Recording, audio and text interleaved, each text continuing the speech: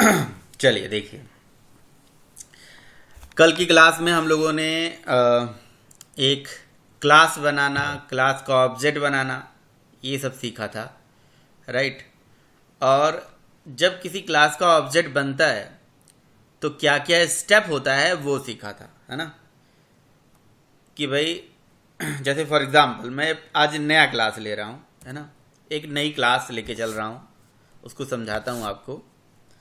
जैसे मान लीजिए मैंने एक क्लास ले लिया जिसका नाम है एम्प्लॉय। एम्प्लॉय की इंफॉर्मेशन को प्रिंट कराने के लिए, ठीक। और इसको सेव कर दिया मैंने एम्प्लॉय डॉट जावा से,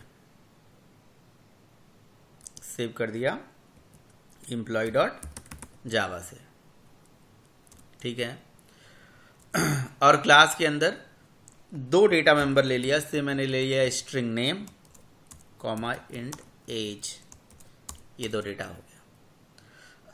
क्लास के एंट्री पॉइंट को मेंटेन करने के लिए मेन की ज़रूरत होगी, तो हमने पब्लिक स्टैटिक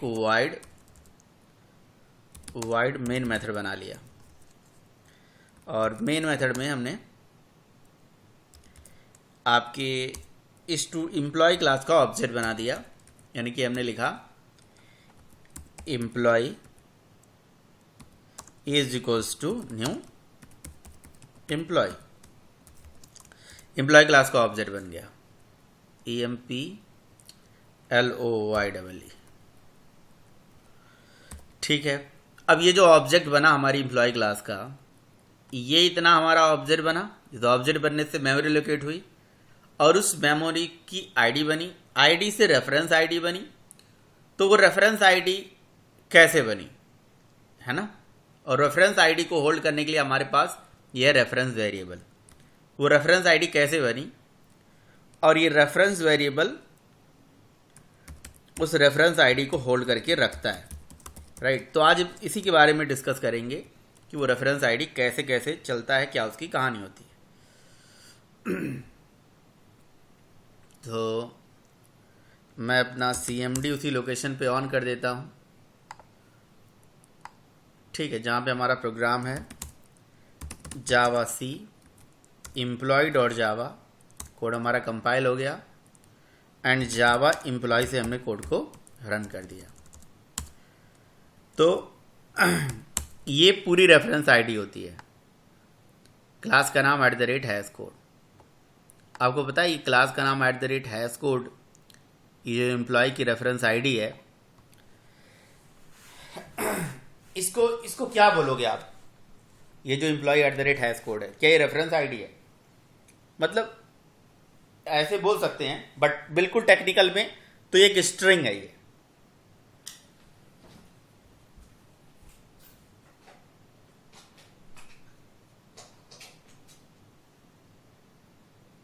राइट।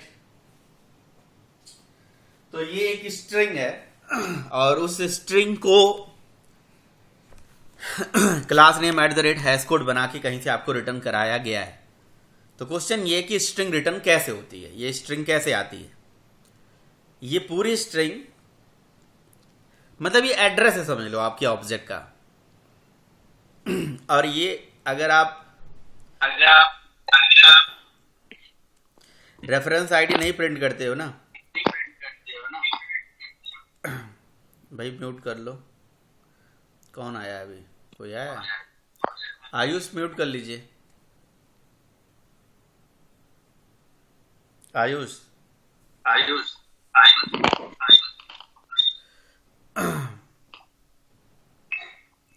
मे भी आपने दो दो जगह लॉगिन कर लिया क्या, मोबाइल पे भी और क्या नाम है लैपटॉप पे भी। हेलो,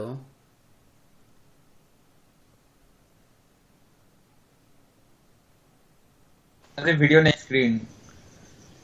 हाँ ठीक है ठीक है, तो म्यूट कर लीजिए। तो देखिए, अगर आप अपने क्लास का ये रेफरेंस आईडी पूरा जो है, ये रेफरेंस आईडी, इसको भी अगर प्रिंट करते हो डायरेक्ट, ऑब्जेक्ट को भी प्रिंट करते हो, तब भी रेफरेंस आईडी आपको प्रिंट करके दिखाएगा। ये देखिए, कंपाइल एंड रन, सॉरी ये रन। देखिए आ रहा है ना रवि, ये दिखाई दे रहा है रवि?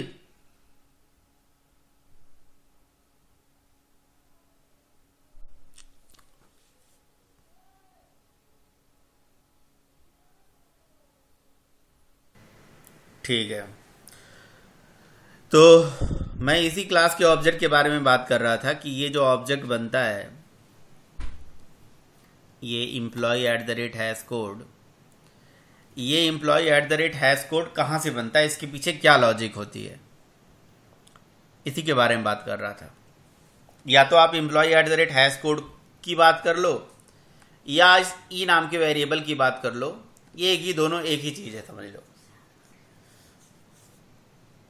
है ना। ये बस आपका ऑब्जेक्ट होता है और ये उस ऑब्जेक्ट की रेफरेंस आईडी होती है। तो ऑब्जेक्ट की रेफरेंस आईडी अगर प्रिंट करते हो तब भी employee at the rate hash code आता है, और अगर आप ऑब्जेक्ट भी ही प्रिंट कर लेते हो तब भी employee at the rate hash code आएगा। यानी कि employee at the rate hash code तो आएगा ही आएगा दोनों केस में।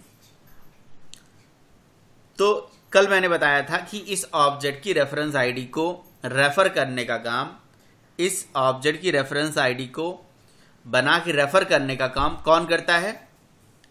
ऑब्जेक्ट क्लास का टू स्ट्रिंग मेथड करता है। यानी कि ऑब्जेक्ट नाम की क्लास होती है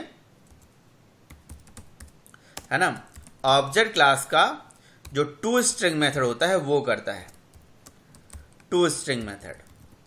ठीक, आप लोग भी ऑब्जेक्ट क्लास का टू स्ट्रिंग मेथड देख सकते हैं। कहाँ से देख सकते हैं? आप डॉक्यूमेंटेशन में जाइए, यानी कि सी के प्रोग्राम फाइल के अंदर जाइए, प्रोग्राम फाइल के अंदर आपका डॉक्यूमेंटेशन है, वहाँ से आप इसको देख सकते हैं। तो मैंने वो डॉक्यूमेंटेशन डेस्कटॉप में यहाँ पे एसआरसी में यहाँ पे रखा हुआ है, ये देखिए, है ना। और यहाँ पे लैंग के अंदर हमारी ऑब्जेक्ट क्लास है। ये राहुल हो आप भी? राहुल? हाँ सर हैं। तो ये ऑब्जेक्ट क्लास है। ऑब्जेक्ट क्लास को बोलते हैं, हर क्लास का पेरेंट क्लास होता है ये। और ऑब्जेक्ट क्लास के अंदर इसका अगर डॉक देखोगे ना आप, मतलब या edit with notepad plus plus में कर देता हूँ और कंट्रोल F करके आप इसका टू स्ट्रिंग मेथड यहाँ से सर्च कर सकते हैं। आप टू स्ट्रिंग आपने लिखा और टू स्ट्रिंग में जाके आप देख सकते हैं ये वो लॉजिक होता है जो कि जो किसी क्लास की रेफरेंस आईडी को रेफर करता है। ये किसी ऑब्जेक्ट की रेफरेंस आईडी को रेफर करता है, राइट। टू स्ट्रिंग मेथड, इसमें लिखा हुआ है get class dot get name at the rate integer dot to hex string. ये वो कोड है। इसको किसी ने आज तक देखा है? किसी ने सुना है आज तक? जी सर, चलो, मैंने ओवरराइट करके देखा है। हाँ, इसको ओवरराइड भी कर सकते हैं, इसको अपने कोड में लिख भी सकते हैं। हाँ सर, हमने भी देखा। तो इसको अगर मैं प्रोग्राम में एज इट इज ओवरराइड कर दूं, जैसे मान लो इसको मैंने ऐसे कॉपी किया और कॉपी करके प्रोग्राम में एज इट इज ओवरराइड कर दूं, तो ये ओवरराइड हो जाता है। और जहाँ पे एट द रेट लगा हुआ है वहाँ पे मैं क्वेश्चन मार्क लिख दूं तो क्वेश्चन मार्क आएगा। इसको मेथड ओवरराइडिंग बोलते हैं, है ना। मतलब टू स्ट्रिंग को हमने यहाँ ओवरराइड मार दिया, ठीक है। अब टू स्ट्रिंग को हमने ओवरराइड मार दिया और अब प्रोग्राम को हमने कंपाइल किया एंड देन रन किया।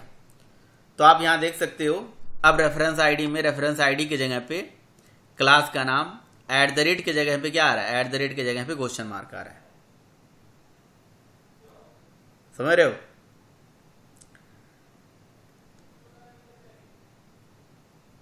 तो यहाँ पे कहने का मतलब ये है कि आप जब किसी क्लास का ऑब्जेक्ट बनाते हो तो ऑब्जेक्ट बनते ही रेफरेंस आइडेंटिटी मतलब क्रिएट होती है हर किसी ऑब्जेक्ट के लिए। और वो जो आइडेंटिटी क्रिएट होती है उस आइडेंटिटी को पूरा रेफर करने का काम ये टू स्ट्रिंग मेथड करता है ना। और अगर रेफरेंस आईडी को अगर आपको किसी ने चेंज करना हो, जैसे कभी भी आपसे अगर क्वेश्चन पूछा जाए कि हम किसी क्लास की रेफरेंस आईडी को कैसे चेंज कर सकते हैं, तो आप बोलेंगे by overriding the two string method of object class. तो ये ऑब्जेक्ट क्लास के टू स्ट्रिंग मेथड को ओवरराइड करके जहां पे जो भी लिखा हुआ है उसको आप चेंज करके आप ये लॉजिक चेंज कर सकते हैं। इवन ये पूरा हटा दो, ये सारा हटा दो, ये सारा कुछ हटा के आप इसमें रिटर्न में आप जो लिख दोगे, सपोज करो मैंने लिख दिया बाबा जी, है ना, ठीक है। तो अब यहाँ पे क्या होगा, कंपाइल करोगे और रन करोगे तो आपको क्या मिल रहा है, यहाँ पे रेफरेंस आईडी की जगह पे बाबा जी मिल रहा है। यानी कि जो टू स्ट्रिंग मेथड रिटर्न कर रहा है वही आपकी रेफरेंस आईडी आ रही है, ठीक है। आपको जावा में ऐसे बहुत जगह मिलेगा, ऐसे बहुत सिचुएशन मिलेगा जहां पे ये टू स्ट्रिंग मेथड हम मतलब ओवरराइड करते हैं। टू स्ट्रिंग मेथड ओवरराइड करके हम अपने हिसाब से स्ट्रिंग प्रिंट कराते हैं, और जावा की कई क्लासेस ने ये काम कर रखा है इंटरनली। ये बहुत इंपॉर्टेंट मेथड है टू स्ट्रिंग। अगर आपको नहीं समझ में आ रहा है तो 2 बार पूछिए, 3 बार पूछिए, लेकिन आना चाहिए। अब बात यह आ जाती है कि टू स्ट्रिंग मेथड कैसे एक रेफरेंस आईडी को रिटर्न कराता है। अगर मैं इसे हटा देता हूं तो ये रेफरेंस आईडी हमें आती है। तो ये कैसे आती है, यानी कि किसी न्यूली क्रिएटेड ऑब्जेक्ट से, कल मैंने आपको बताया था कि कोई भी ऑब्जेक्ट बनता है तो मेमोरी में उसकी आइडेंटिटी क्रिएट होती है, राइट। कुछ इस तरह से उसकी आइडेंटिटी क्रिएट हो जाती है। हीप एरिया के अंदर ऐसे एक डब्बा बन जाता है, वहां पे एक आइडेंटिटी क्रिएट हो जाती है, आईडी, जैसे 010101। उस आईडी को रेफर करके फर्दर हमारे पास एक नई रेफरेंस आईडी आती है। तो क्वेश्चन ये कैसे कैसे बनता है ये रेफरेंस आईडी, वो टू स्ट्रिंग में बनता है। टू स्ट्रिंग में कैसे कैसे बनता है, वो करते क्या है, वो करते ये हैं कि बेसिकली जैसे कोई क्लास का ऑब्जेक्ट बना है ना, जैसे ये क्लास है, क्लास का ऑब्जेक्ट बना, तो क्लास का ऑब्जेक्ट बनते ही, है ना, जो भी इंटीजर मतलब जो भी आइडेंटिटी क्रिएट हुई मेमोरी में, बाइनरी वैल्यू क्रिएट हुई, उस बाइनरी को रेफर कराया, उससे एक इंटीजर वैल्यू निकाला। अब ये कैसे करा, ये कुछ ऐसे करा, हैशिंग टेक्निक यूज करके। हैशिंग टेक्निक क्या होती है ये हम कलेक्शन में पढ़ेंगे, है ना, लेकिन अभी हम ये जान लेते हैं कि हैशिंग टेक्निक बस एक ऐसा अप्रोच होता है जो किसी भी डायनेमिक मेमोरी को, है ना, रेफर कराता है और हमें एक इंटीजर वैल्यू रिटर्न कराता है। ऐसा करने के लिए ऑब्जेक्ट क्लास का ही एक हैश कोड मेथड होता है। ऑब्जेक्ट क्लास के कई मेथड होते हैं, Java P, Java dot, lang dot object करके जब हम देखेंगे तो हमें ऑब्जेक्ट क्लास के टोटल 9 मेथड्स मिलेंगे, जिनको हम मैजिक मेथड बोलते हैं। और मैजिक क्यों बोलते हैं, क्योंकि ये मैजिकली हर क्लास में अवेलेबल होते हैं। अब इसका जो हैश कोड मेथड होता है सबसे पहले ये चलता है, और वो क्या करता है, जो भी न्यूली क्रिएटेड ऑब्जेक्ट होता है उससे एक इंटीजर वैल्यू रिटर्न कर देता है, ठीक है। आप इवन खुद भी कॉल कर सकते हो। आप अगर लिखो ई डॉट हैश कोड, तो ये हैश कोड मतलब किसी भी ऑब्जेक्ट पे कॉल हो सकता है। ऑब्जेक्ट क्लास का मेथड है ना, तो किसी भी ऑब्जेक्ट पे आप कॉल कर सकते हो, तो आपको एक इंटीजर वैल्यू मिल जाएगी। ये यानी कि जो मेमोरी एड्रेस रन टाइम पे क्रिएट होती है, उस मेमोरी एड्रेस का, यानी कि बाइनरी वैल्यू का इंटीजर वैल्यू, यानी कि 01 का 0 to 9 वाली वैल्यू। बाइनरी वैल्यू तो 01 में ही होती है, लेकिन हैश कोड हमारा 0 to 9 होता है। तो ये आपको अगर आप प्रिंट करा के देखना चाहते हो तो आप ये देख सकते हो कि हैश कोड आपका क्या है। कंपाइल, रन, ये हैश कोड वैल्यू होती है, 0 से लेकर 9 डिजिट तक होती है, समझ रहे हो, 0 से 9 डिजिट तक होती है hash code value. employee@ hash code. अच्छा, लेकिन जो हमारा रेफरेंस आईडी होता है उसमें तो employee@ ये हैश कोड नहीं होता, ये हेक्सा स्ट्रिंग होती है। क्योंकि जो हैश कोड होता है ना वो 0 से 9 होता है। अब हैश कोड की लिमिटेशंस है, 0 से 9 के कितने कॉम्बिनेशंस बनेंगे। जैसे मैं ये बोलूँ कि आपको मेमोरी में 1 लाख ऑब्जेक्ट बना दो, 1 करोड़ ऑब्जेक्ट बन गया, तो 1 करोड़ हैश कोड तैयार हो जाएगा। बट उससे भी अगर ज़्यादा मान लो हमें कुछ करना है तो 0 से लेकर 9 तक जो हमारा डिजिट है वो थोड़ा कम पड़ जाएगा। तो कहीं ना कहीं ये हैश कोड से काम नहीं चलता है, इस हैश कोड से भी एक हेक्सा स्ट्रिंग निकाली जाती है ताकि ज़्यादा अमाउंट में मतलब एड्रेसेस बनाए जा सकें, है ना। तो ये क्या है, एक इंटीजर वैल्यू है, तो इंटीजर वैल्यू को सर्विस देती है इंटीजर क्लास, और जावा में इंटीजर नाम की क्लास होती है। तो इंटीजर क्लास का एक मेथड होता है टू हेक्स स्ट्रिंग, ठीक है। ये क्या करती है, इसमें इसको हम अपना हैश कोड दे देते हैं, ठीक है, और उससे हमें एक स्ट्रिंग रिटर्न करके दे देती है जिसको हम बोलते हैं हेक्सा स्ट्रिंग, हेक्स स्ट्रिंग, ठीक है। बल्कि ये जो आई लिखा हुआ है इसको हम आप बोल दो हैश कोड, है ना, ये हैश कोड बोल दो, हैश कोड। तो हैश कोड से आपको हेक्स स्ट्रिंग मिल गई। इस हैश कोड को इंटीजर क्लास में डाल दिया जाता है जिससे हेक्स स्ट्रिंग मिल जाती है। अब इस हेक्स स्ट्रिंग को प्रिंट करके देखो आप, है ना, हेक्सा स्ट्रिंग, हेक्स स्ट्रिंग, कुछ भी बोलिए आप, इसको प्रिंट करके देखिए। अगर हेक्सा स्ट्रिंग को आप प्रिंट करके देखोगे, कंपाइल एंड रन, अब जरा देखिए क्या वो हेक्सा स्ट्रिंग वही है जो ऊपर बनाई गई है या नया है। भाई जो क्लास एट द रेट, ये क्लास एट द रेट है, हैश स्ट्रिंग है, तो हैश स्ट्रिंग वही है या नया है? क्या लग रहा है आप लोगों को? वही है। वही है ना, वही है, सेम है, 7852E922। तो ये इंटरनल कहानी है, ये कैसे कैसे होता है काम। और पता है इस हैश कोड, जैसे मान लो कि किसी भी ऑब्जेक्ट का हैश स्ट्रिंग बन गई। हैश स्ट्रिंग क्यों बनाई जाती है? क्योंकि हैश कोड के मिनिमम मतलब बहुत कम परम्यूटेशन कॉम्बिनेशन हो सकते हैं, हेक्सा स्ट्रिंग की ज़्यादा। भाई डिजिट की अगर बात करें तो 0 to 9 एक कम डिजिट वाली वैल्यू है, 0 to 9 मतलब डेसिमल, और 0 to 9 से A to F is a hexa, है ना। तो हेक्सा जो होती है वो बड़ी होती है, किससे? डेसिमल से। तो इसमें ज़्यादा से ज़्यादा मतलब कह सकते हो कि परम्यूटेशन कॉम्बिनेशन बन सकते हैं, ज़्यादा से ज़्यादा एड्रेस तैयार हो सकते हैं ऑब्जेक्ट के, ठीक है। तो अब ये जो हेक्सा स्ट्रिंग है ये कुछ और नहीं है, वो डायनेमिकली जो ऑब्जेक्ट्स बनी थी, मेमोरी एड्रेस क्रिएट हुआ था, उस एड्रेस से इंटीजर यानी कि बाइनरी से मिला इंटीजर, क्योंकि एड्रेस था बाइनरी में, बाइनरी से इंटीजर, इंटीजर से हेक्सा स्ट्रिंग। अब ये हेक्सा स्ट्रिंग किस ऑब्जेक्ट का है ये पता कैसे चले? भाई ये हेक्सा स्ट्रिंग किस ऑब्जेक्ट का है? एम्प्लॉय क्लास का है, स्टूडेंट क्लास का है, ए क्लास का है, बी क्लास का है, ये कैसे पता चले? तो इसके साथ क्लास का नाम जोड़ दिया जाता है ना। और वो कैसे जोड़ा जाता है? वो जोड़ा जाता है एक मेथड कॉल करके जिसका नाम होता है गेट क्लास।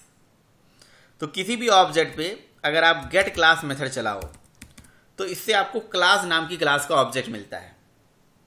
अभी कुछ होता है क्लास आप अभी जान नहीं पाओगे। और उस पर गेट नेम मेथड चलाओ तो इससे आपको क्लास का नाम मिल जाता है। तो get class dot get name से क्लास का नाम आ गया, है ना। और प्लस इसके अंदर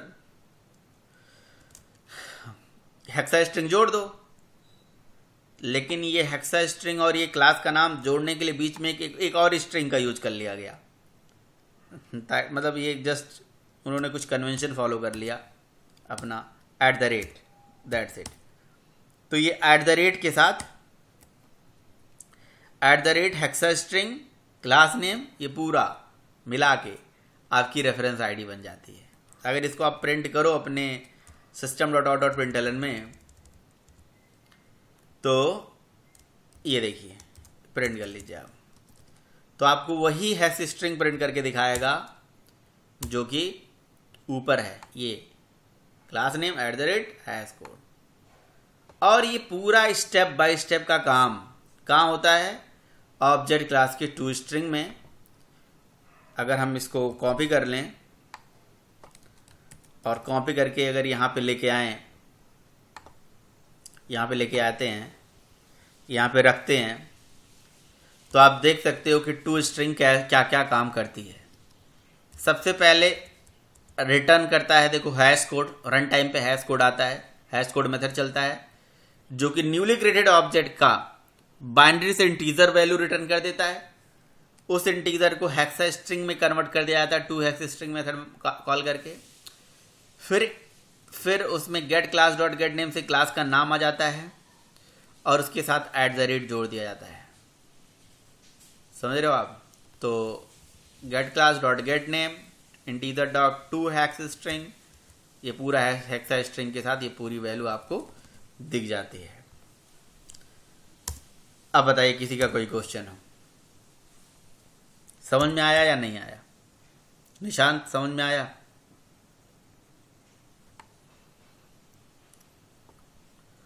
बोलो भाई। ये बहुत ही इंपॉर्टेंट चीज है जो आप अभी पढ़ रहे हो, और इसकी जरूरत पल पल हर जगह होगी। आप ये सोच लो, ऑब्जेक्ट बना देना बड़ी बात नहीं है, लेकिन ऑब्जेक्ट कैसे कैसे बना ये जानना बहुत बड़ी बात है। ऑब्जेक्ट की रेफरेंस आईडी होती है, ये जानना बहुत बड़ी बात है। ऑब्जेक्ट की जो आइडेंटिटी क्रिएट होती है, उस आइडेंटिटी से कुछ नई आईडी बनती है, फिर उससे नई आईडी बनती है, ये जानना बड़ी बात होती है। बताइए।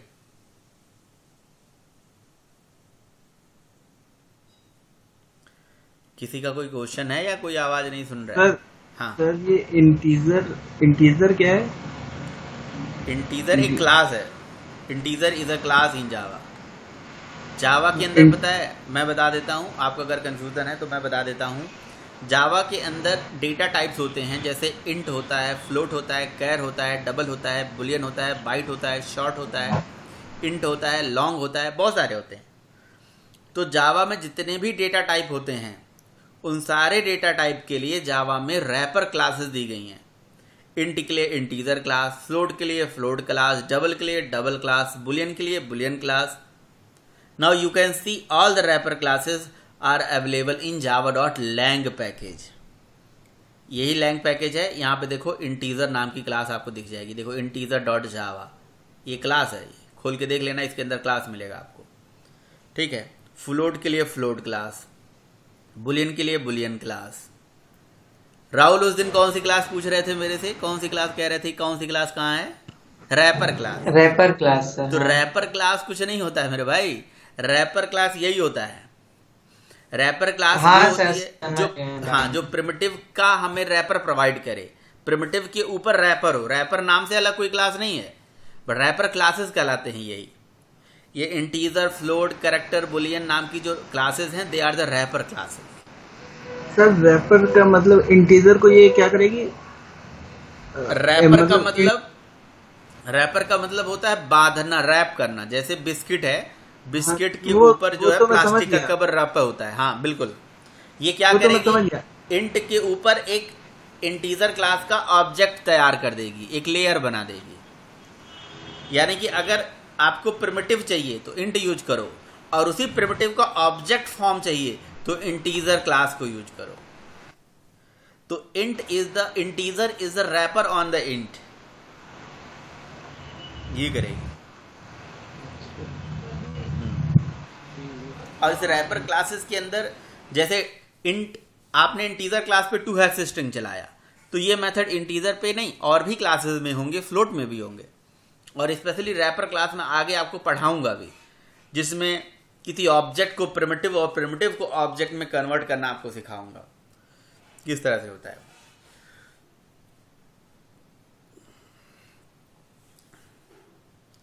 निशांत समझ में आ रहा है? हाँ सर।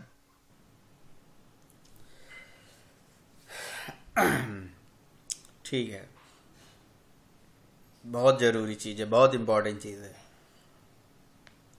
सबको पता था ये बात? ये सारा इंटरनल डिटेल सबको पता था? पहले पढ़ा था मतलब मेरे वीडियोस, या नहीं पढ़ा? नहीं सर। हाँ, मैंने पढ़ा था। अच्छा चलो,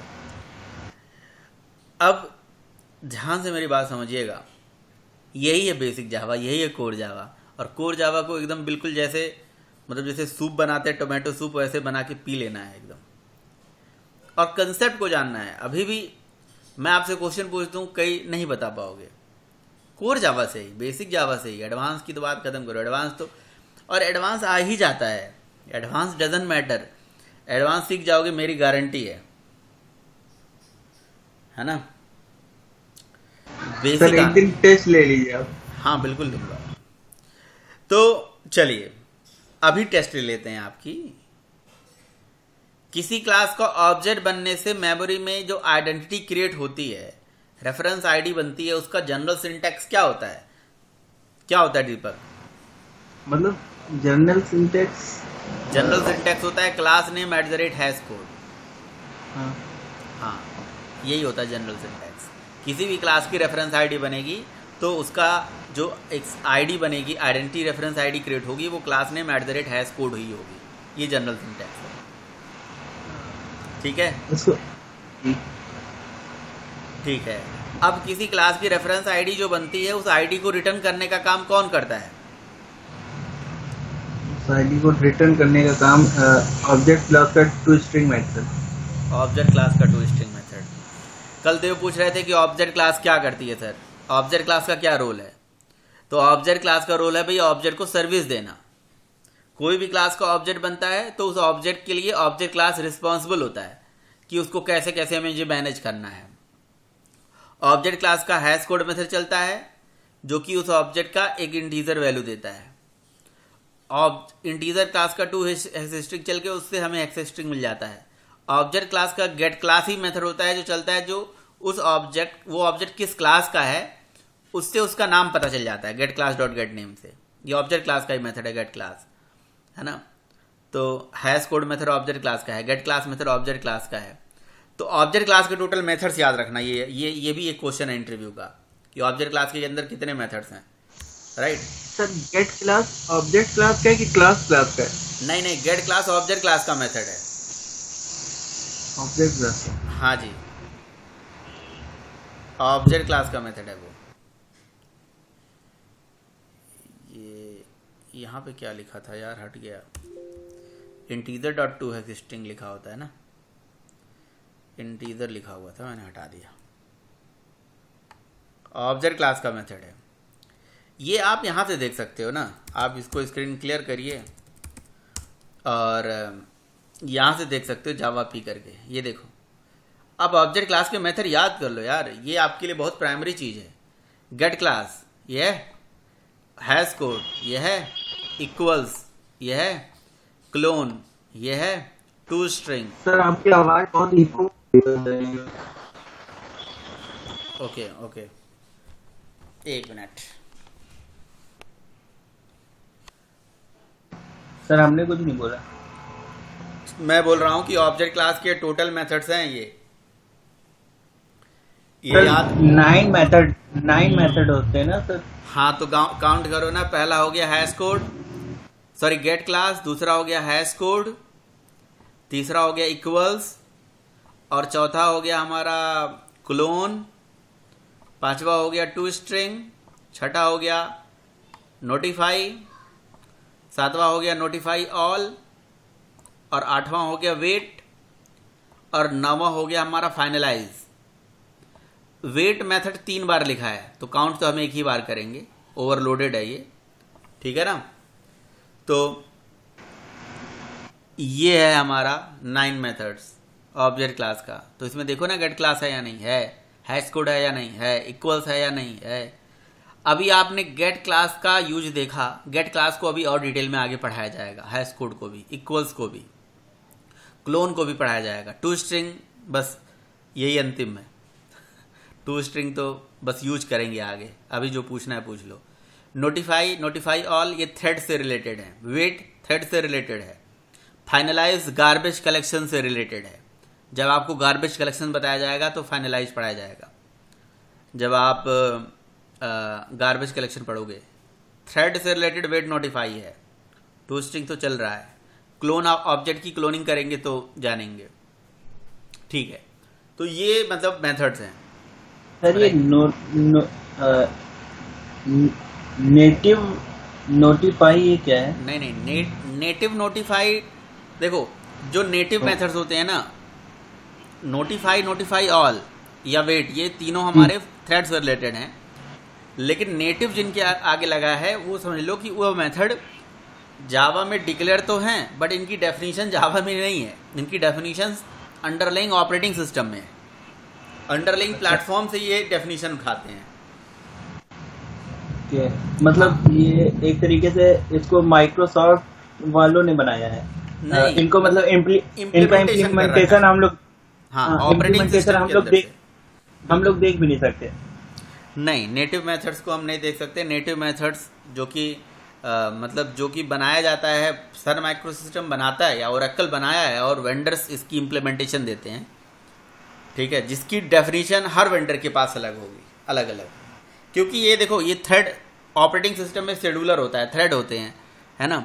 तो वो शेड्यूलर या और वो थ्रेड्स हमारे विंडोज़ में अलग होगा, लिनक्स में अलग होगा, मैक में अलग होगा। जैसे शेड्यूलिंग का टेक्निक हुआ, ये कौन सी थ्रेड को कब शेड्यूल करना नहीं करना है, इसका लॉजिक तो हर ओएस में अलग अलग होता है ना। तो इसलिए इसकी इम्प्लीमेंटेशन हर ओएस में अलग अलग होगी, ये चीज़ है। तो राइट, ठीक है, फाइन। तो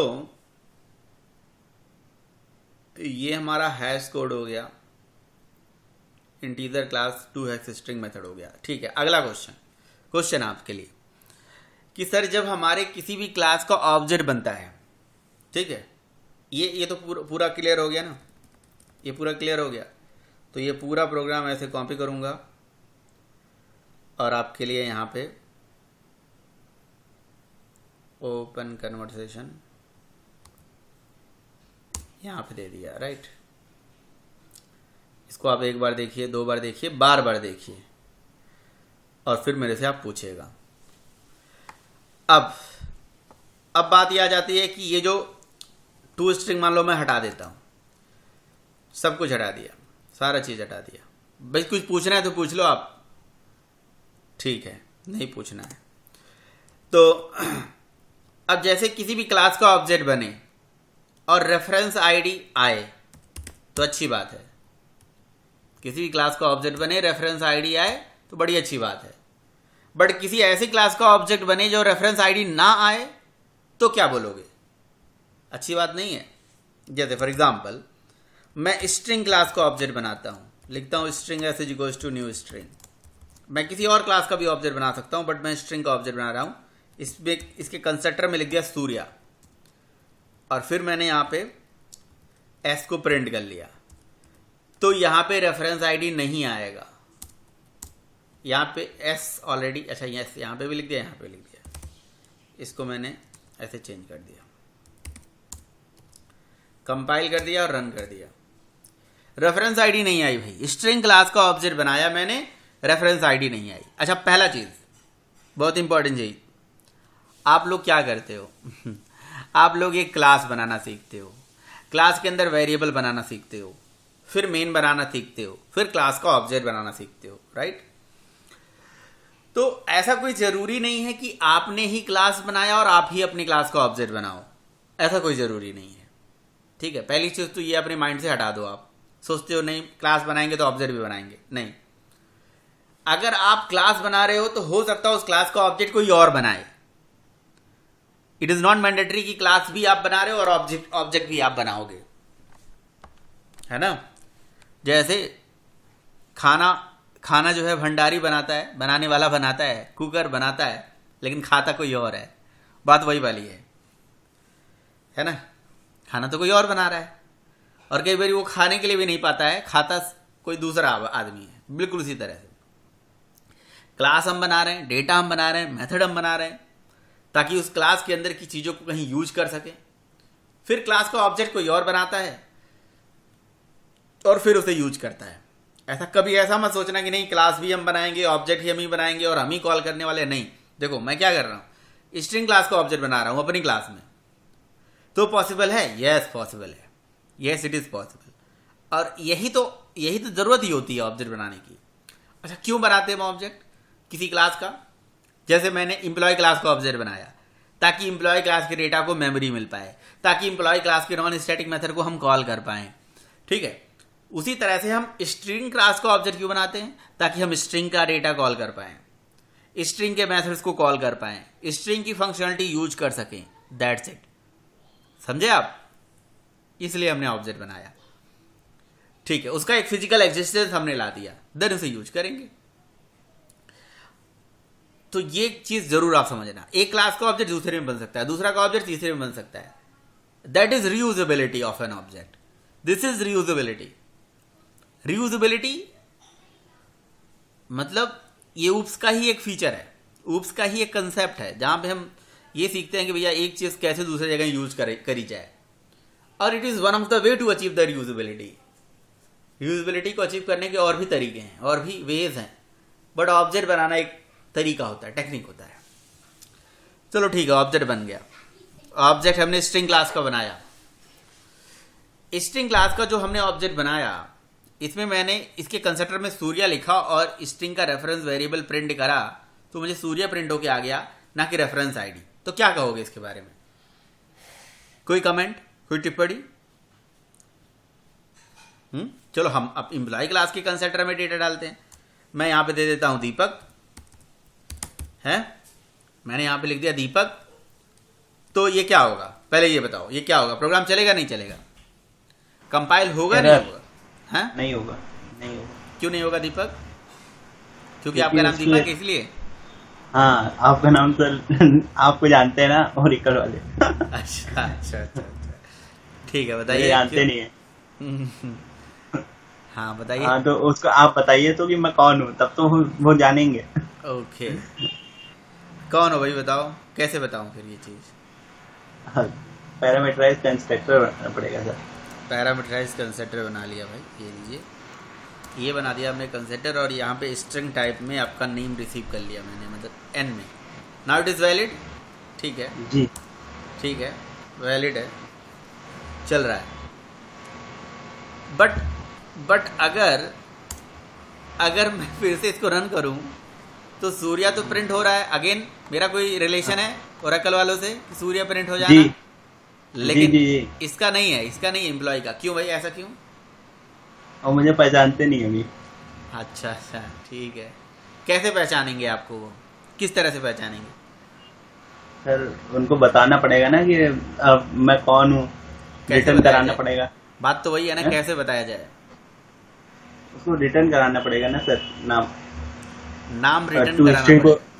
टू स्ट्रिंग को वो ओवरराइट करके, टू स्ट्रिंग को ओवरराइड करके नाम रिटर्न कराना पड़ेगा। इसका मतलब ये हो गया कि ये काम जो है स्ट्रिंग क्लास में करा गया है। स्ट्रिंग क्लास में कहीं ना कहीं ये काम करा है। स्ट्रिंग क्लास ने टू स्ट्रिंग को ओवरराइड कर रखा है और उसने अपने हिसाब से वहाँ लॉजिक लिख रखा है कि भैया जब भी उसके कंस्ट्रक्टर में जो वैल्यू होगी वो प्रिंट होके आ जाएगी जो आप चाहोगे। तो कहने का मतलब ये है कि अगर किसी भी क्लास का ऑब्जेक्ट बने और वहाँ पे अपनी रेफरेंस आईडी प्रिंट होके ना आए तो समझ जाओ यार उसने टू स्ट्रिंग को ओवरराइड कर रखा होगा और उसने अपने हिसाब से स्ट्रिंग रिटर्न करा रखा होगा, है ना। तो ये काम जैसे स्ट्रिंग क्लास वालों ने कर रखा है आप भी कर सकते हो, कोई और भी कर सकता है। ठीक है, तो ये चीज़ बहुत इंपॉर्टेंट है आपके लिए जानना कि किसी भी क्लास का अगर ऑब्जेक्ट बनता है, रेफरेंस आईडी नहीं आती है, कुछ और आता है, तो समझ जाओ यार उसने टू स्ट्रिंग को ओवरराइड कर रखा होगा और अपने हिसाब से कोड लिख रखा होगा। मैं भी कर सकता हूँ। मैं कैसे कर सकता हूँ? मैं लिखूंगा पब्लिक, और कोई भी क्लास टू स्ट्रिंग को ओवरराइड कर सकती है।